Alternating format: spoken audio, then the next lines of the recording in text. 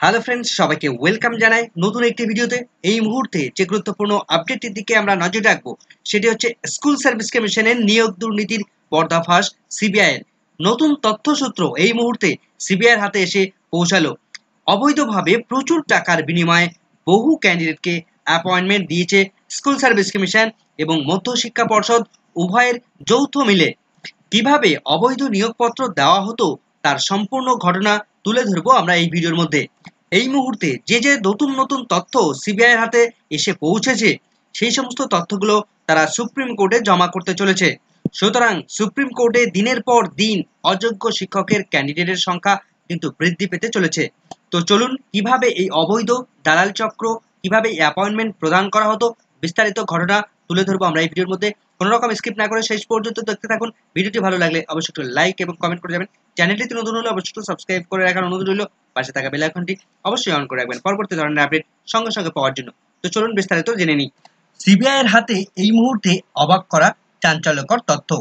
Panel expire করে যাওয়ার পর অবৈধভাবে শিক্ষক নিয়োগ স্কুল সার্ভিস কমিশন ও মধ্যশিক্ষা পর্ষদের যৌথ প্রচেষ্টায়।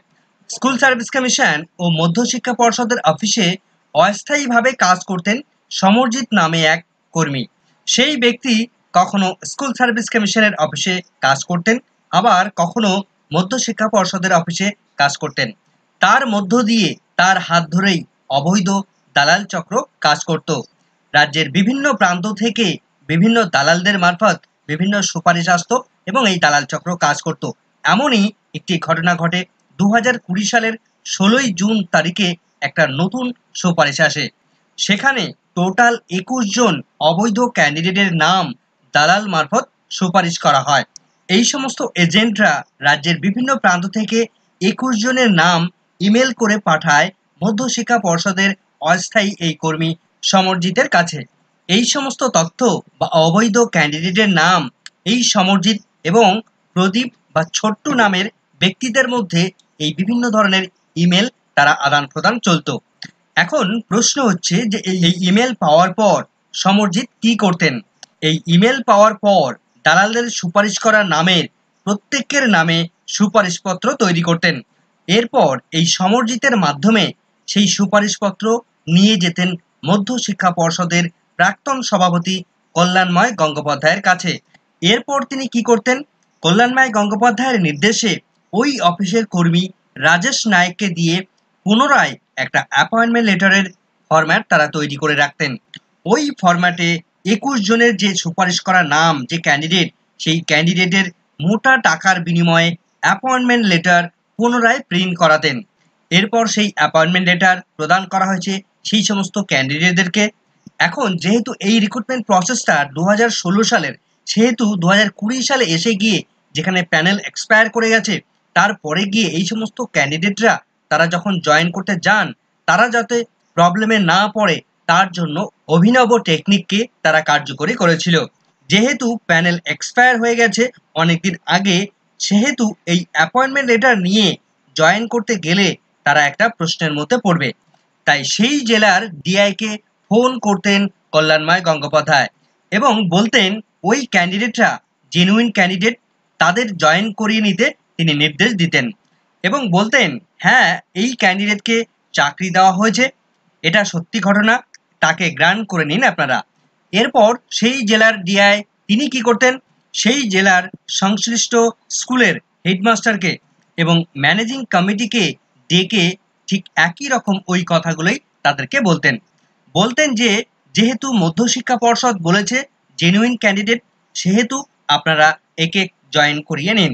এর আগেও 183 জনের ঠিক সেম প্রসিডিওরে অ্যাপয়েন্টমেন্ট প্রদান করেছিল মধ্যশিক্ষা পর্ষদ। সেটা 2019 সালের সেপ্টেম্বরের দিকে সেই অ্যাপয়েন্টমেন্টগুলো, এই 183 জনের অ্যাপয়েন্টমেন্টগুলো প্রদান করা হয়েছিল। তারপর আবার টোটাল 39 জনের অ্যাপয়েন্টমেন্ট দেওয়া হয় ঠিক একই রকমভাবে। সমস্ত প্রসিডিওরটা প্রচুর টাকার বিনিময়ে অবৈধভাবে নিয়োগ করেছে নবম, দশম, একাদশ, দ্বাদশে শিক্ষক নিয়োগে। এই সমস্ত তথ্য ইতিমধ্যে সিবিআইয়ের হাতে এসে পৌঁছেছে। বিভিন্ন জিজ্ঞাসাবাদের মধ্য দিয়ে, বিভিন্ন তথ্যসূত্রের মধ্য দিয়ে এই তথ্যগুলো ইতিমধ্যেই সিবিআই তারা গ্রহণ করেছে। তারা খুব তাড়াতাড়ি সেই অবৈধতার কার্যকলাপগুলো সুপ্রিম কোর্টে জমা করবে। ফলে ওই সমস্ত ক্যান্ডিডেটদের চাকরি বাতিল শুধু সময়ের অপেক্ষা। সমস্ত প্রসেসটা স্বীকার করে নিয়েছে প্রসন্ন রায় নামে এক ব্যক্তি। তিনি বলছেন যে হ্যাঁ, এমনভাবে অ্যাপয়েন্টমেন্ট দেওয়া হয়েছিল। এই প্রসন্ন রায় ছিলেন একজন মিডলম্যান।